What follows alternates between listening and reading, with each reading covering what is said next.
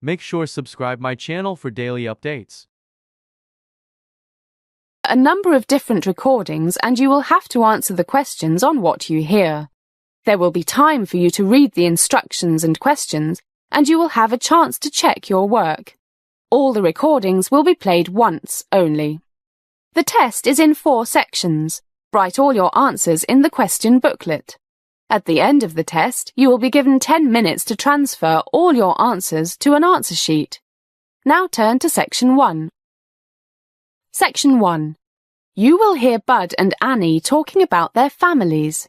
Look at questions 1 to 5 on the form now.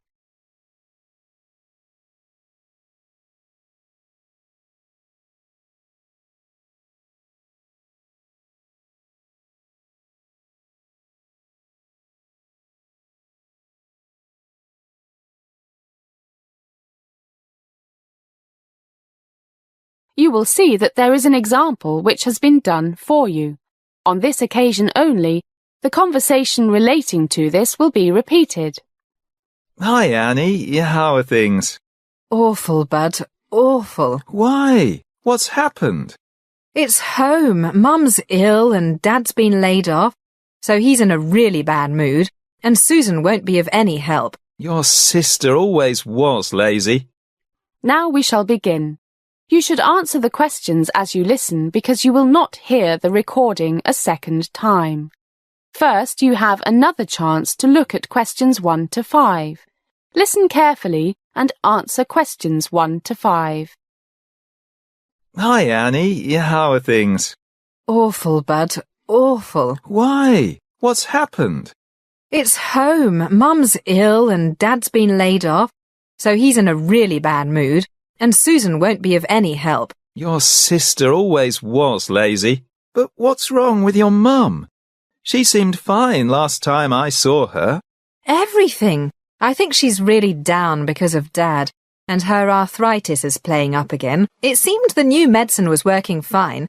Now she can still move her fingers, but hardly walk. Her toes hurt, and the doctor says she needs a knee replacement. Doesn't sound too good.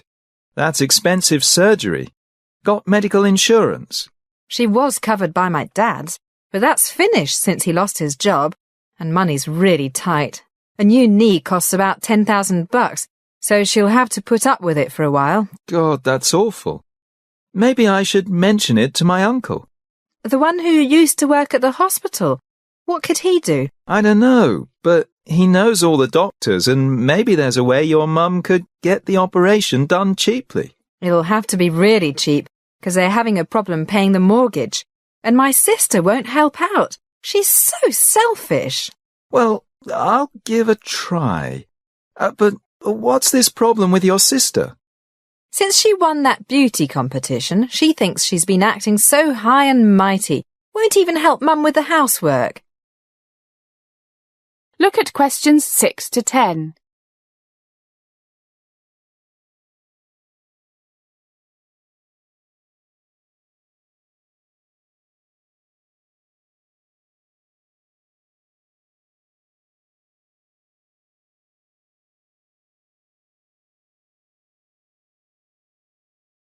Now listen to more of the conversation between Bud and Annie and answer questions 6 to 10. Won't help your mum? No, spends all her time in front of the mirror, trying on different lipsticks. Sounds like my cousin. You know her, I think, Marianne. Works at the Holiday Inn. Yeah, I met her at your party, but she seemed very nice. She is till you get to know her. Miss Charming. But she's really conceited, especially since she got promoted. Always putting people down. What about your dad's company? Do you think he might have some work for my dad? Part-time, anything? He just got this big contract for the new supermarket, so he might be looking for some people. And I know he likes your dad, but all his workers have to be Steelworkers Union members. I think Dad's kept his membership up. I'll ask him. Let me know, and I'll check with Dad when he gets back from France. France? Yeah, he took Mum there as a 25th wedding anniversary present. Gosh, it's 5:30. I'm late for work. Gotta fly. See you, Bud. See you. That is the end of section 1. You now have some time to check your answers.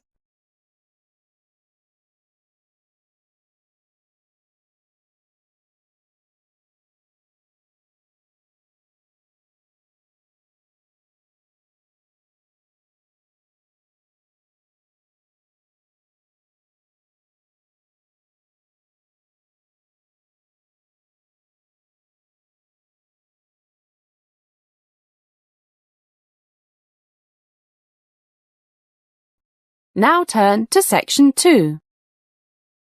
Section 2. You will hear a bank manager talking about money management.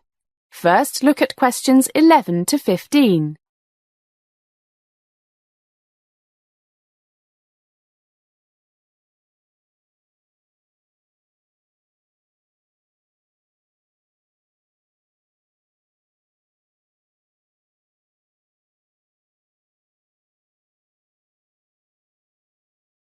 As you listen to the first part of the talk, answer questions 11 to 15. Good morning, everybody, and welcome to one of the Hong Kong's bank's lectures on money management. I'm John Rogers, and I'm the manager here. Money, they say, makes the world go round. Well, it is true that your world can come to a grinding halt if you have no money. I know you all agree, because that is why you have come here today. Okay, money. What do we want to do with it? Most people want to enjoy the money they earn today, but also put some aside for a rainy day, the kids' education, that big house in the country you've always dreamed of, and, of course, retirement. In other words, they want to invest it. So let's talk for a little while on spending money wisely today, and then I'll talk about the various types of investment you can make. The first question is, how much of your income should you enjoy spending today, and how much should you save for the future? And the answer is different for different people. It depends on things like age, your health, how many children you have, etc. Well, my initial answer is, write out a budget for the necessities: food, rent, mortgage, and loan payments, clothing, health insurance, things like that. When most people do this, they say to themselves, "My goodness, I really only need to spend £1,500 a month.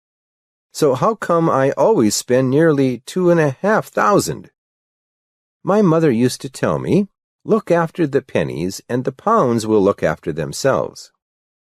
What to do? Discipline.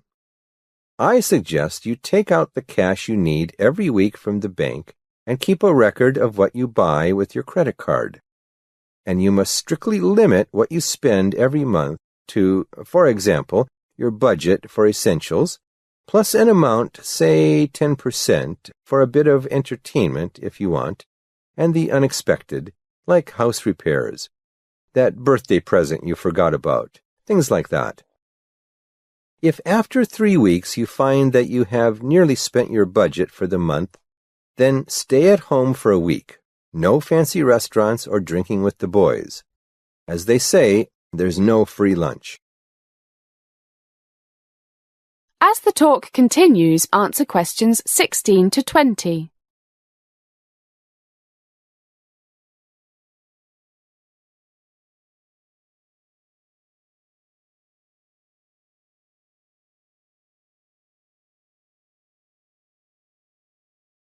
Okay, so what do you do with the money you don't spend? Oh, one thing I forgot to mention. It's a good idea to always have some money in a current deposit at the bank in case of big surprises. Say 1,000 or so. Don't be tempted to use your credit card unless you absolutely have to. And get that safety cushion back in the bank as soon as you can. Right. So, what should you invest in? The list is endless. Real estate, stocks and shares, equity funds. Did I hear someone say gambling? Well, if you have a crystal ball, maybe. The government lottery? Someone once described it as a voluntary tax on fools. But I must admit I spend £1 or £2 on it every week, but no more. It brings a little bit of excitement into my life, even though I know I have a better chance of being struck by lightning than winning. Okay, let's start off with a basic principle. In general, the higher the potential for making a fortune by buying shares of a particular company, the one you have been told will be the next IBM in 3 weeks, the higher the risk. We've all heard about the dot-com bubble of several years ago. Some people made a fortune, but they got out before the market crashed. The majority of investors lost their shirts. Another basic principle, the balanced portfolio.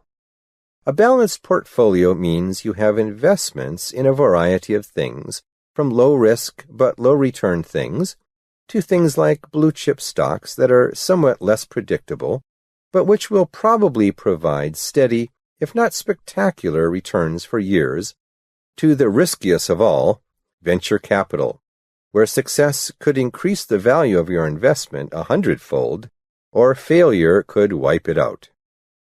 Well, why don't we break for a coffee now?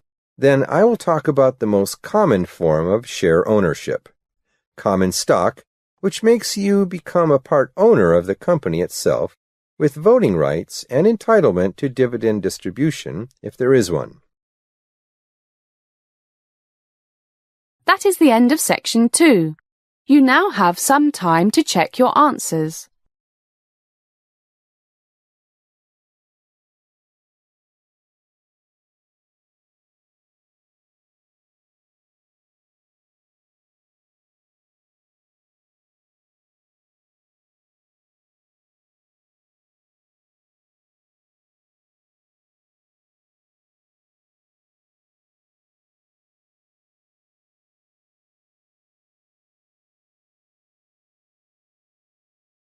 Now turn to section 3. Section 3. You will hear a college professor and 2 students talking about a course on shooting video projects. First, listen to the first part of the conversation and answer questions 21 to 25.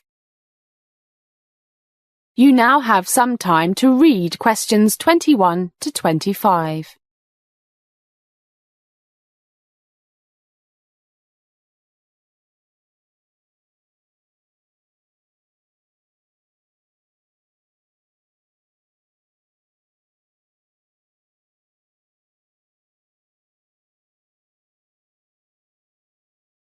Hi guys.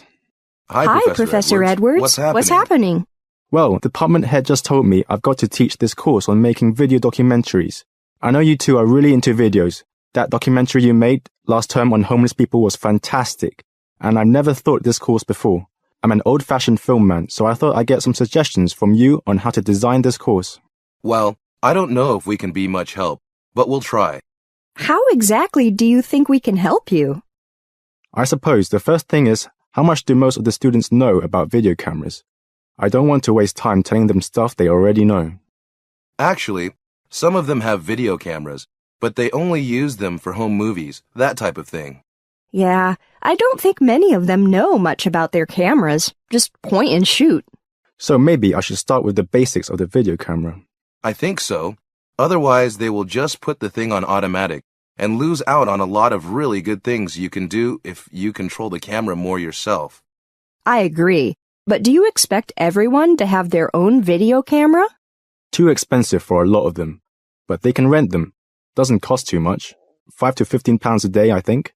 Depends on the model. The thing I'm most interested in is getting them to plan their projects properly and be creative in their use of what they've got. Doesn't the film department have some cameras students can use? I checked that out. They've only got 3. Probably not enough. Do you think they need broadcast quality cameras? 3 CCDs, expensive stuff. As the conversation continues, answer questions 26 to 30. You now have some time to read questions 26 to 30.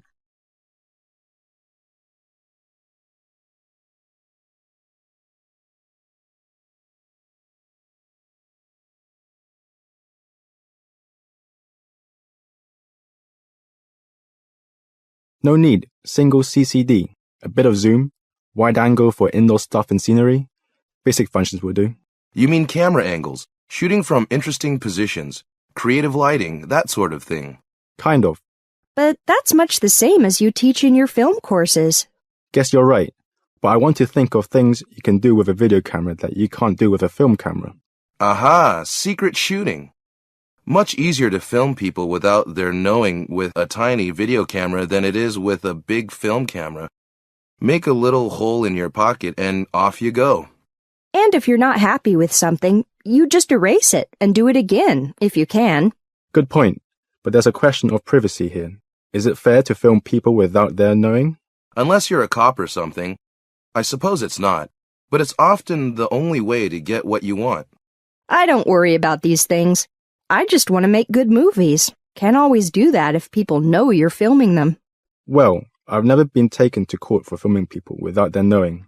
But I agree, sometimes you have to. That is the end of section 3. You now have half a minute to check your answers.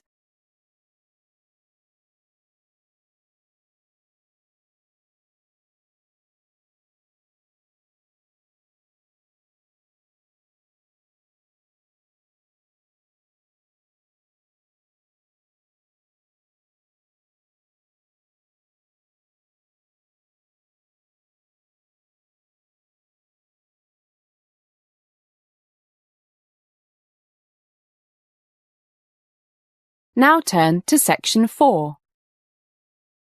Section 4. You are going to hear a lecture about various issues in land management and ownership systems by Professor Fred Roberts. You now have some time to read questions 31 to 40.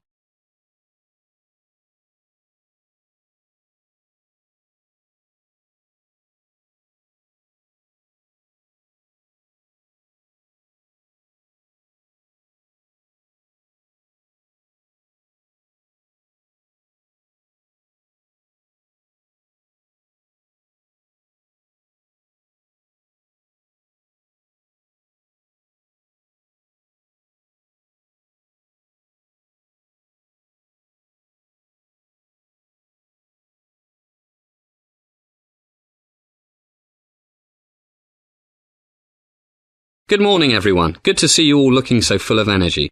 Today I'm going to give an overview of some general principles and issues relating to land management and ownership. Very important.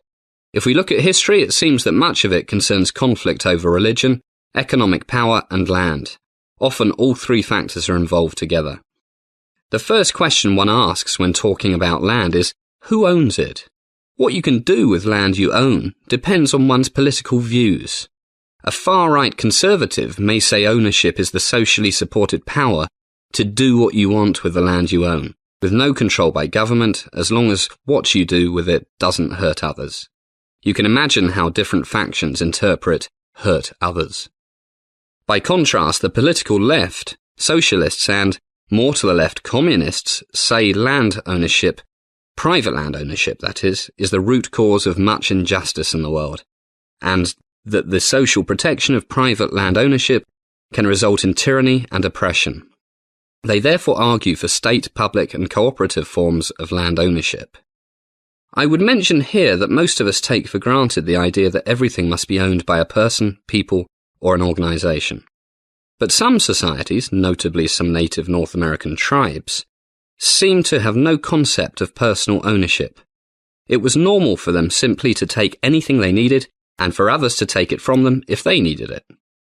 When European settlers came, the Indians behaved as usual, which led the Europeans to seeing them as thieves. But the European settlers grabbed the Native Americans' land, their most important possession. So who were the real thieves? However, in this day and age, it would be futile to think of getting rid of the concept of ownership. But let me return to land ownership. It's a complex issue. For example, should the owner have exclusive control over the rights of way, like traditional footpaths, or the migration routes of wild animals, or the ecologically important wetlands? Should the owner be allowed to destroy the whole lot by building expensive houses everywhere? Or what if the owner discovers hidden treasure that once belonged to the royal family? All such things raise questions of the rights of the owner as opposed to the rights of others, including animals, perhaps. Clearly, divergent views on such questions are a constant source of argument. What did the classical economists say about land ownership? Their positions were often rather ambiguous. Many of them seemed to consider it a necessary evil, and argued that it could not be defended if there was not some obligation to keep and improve the land. This is the concept of stewardship, that the land must be kept in good condition for future generations. But what if the owners were good stewards of their vast estates, but millions were going hungry? The Marxist answer was, and still is, land reform as a means of social justice. And in the 20th century, I mentioned ecological issues just now. Other reasons for legally restricting the rights of landowners have emerged. You can't cut the trees down because it would cause soil erosion that can spoil rivers hundreds of miles away. Pollution, the need to protect biodiversity, things that reduce the level of what we called nature's services to the general public. All have led to more restrictions on landowners' rights, at least in some countries, especially Europe. At the same time, property taxes have steadily increased to pay for essential services offered by the state or local government, such as firefighting. As these threats to the health of our planet get more serious, some people have argued that the ownership of natural capital, forests, wetlands, etc., will more and more be controlled by communal and not by private bodies. For example, the use by multinational companies of native plant varieties for modified crops and new drugs, plants that they seldom paid for in the past, are now increasingly recognized as belonging to the cultures or ecosystems from which they originated. But it seems to me that having the land and its flora and fauna owned by governments is no guarantee that they'll be used wisely, rather than for short-term profit. The evidence is that local ownership protected by law is usually the best answer. Okay, it will soon be time for a break, but before we have our coffee, I will give the answers to the two questions I asked you last time. What are the differences between leasehold and freehold? Essentially, the former allows possession for a limited time, while the latter is a special right granting the full use of real estate for an indeterminate time. In this country, most houses are sold with the land and the house itself freehold, whereas many flats are sold with a lease which was issued by the freeholder to the original leaseholder. The flat is then effectively owned by the leaseholder for an agreed number of years. That is the end of section 4. You now have half a minute to check your answers. That is the end of the listening test. You now have 10 minutes to transfer all your answers to the answer sheet.